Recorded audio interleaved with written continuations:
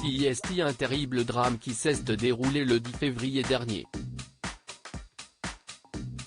Pierre Palmade se trouvait au volant de sa voiture, en Seine-et-Marne lorsqu'il s'est déporté sur la voie de gauche, percutant de plein fouet un autre véhicule.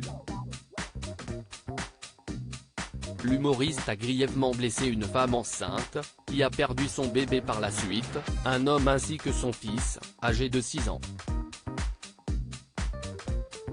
L'état de santé du petit garçon inquiétait beaucoup et ce sont des nouvelles plutôt rassurantes qui ont été données ce jeudi 16 février par BFM TV. Le média indique qu'il est sorti du coma dans l'après-midi.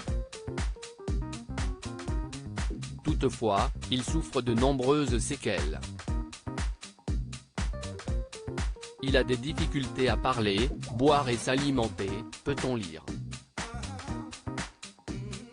Ce mardi 14 février, CIST Mourad Batik, l'avocat de la famille des victimes de l'accident, qui avait pris la parole. Il avait évoqué le calvaire de cette jeune victime. Il est encore en réanimation, avait-il d'abord expliqué avant de poursuivre, il a subi entre 5 et 7 opérations pendant ces dernières 72 heures. Concernant son état physique, Mourad Batik a pu s'entretenir avec sa mère au téléphone et celle-ci lui a indiqué qu'il aurait la mâchoire fracturée et serait défiguré. Si l'état de santé du petit garçon est toujours très fragile, ce sont des nouvelles plutôt rassurantes qui ont été données. Ce lundi 13 février lors d'une conférence de presse, la porte-parole du ministère de l'Intérieur Camille Chaise, avait fait quelques confidences. Les victimes ont été héliportées très rapidement dans différents hôpitaux parisiens.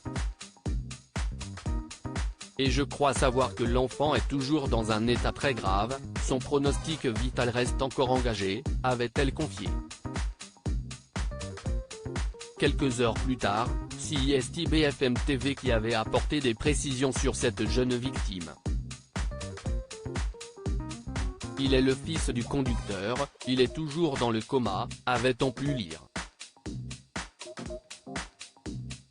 CIST aujourd'hui que les médecins vont tenter de le réveiller. Selon un proche de la famille, son cerveau a été touché quand sa tête a cogné la vitre, était-il précisé ensuite. Concernant les autres victimes, il y avait également le père du petit garçon, qui est toujours hospitalisé en réanimation mais dont l'état semble s'améliorer. La passagère, sa belle-sœur enceinte de 7 mois, est dévastée à l'idée d'avoir perdu son bébé. Une autopsie va être réalisée pour savoir si le nouveau-né est né vivant. Pierre Palmade a pu être transféré dans un autre hôpital où il a été placé en garde à vue et entendu par les enquêteurs.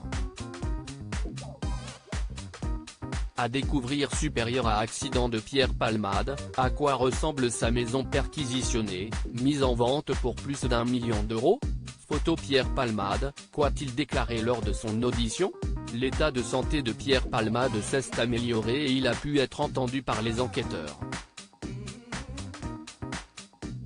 Placé en garde à vue, l'humoriste a d'abord expliqué n'avoir que très peu de souvenirs de l'accident, a indiqué BFM TV. Il a toutefois reconnu avoir pris de la drogue.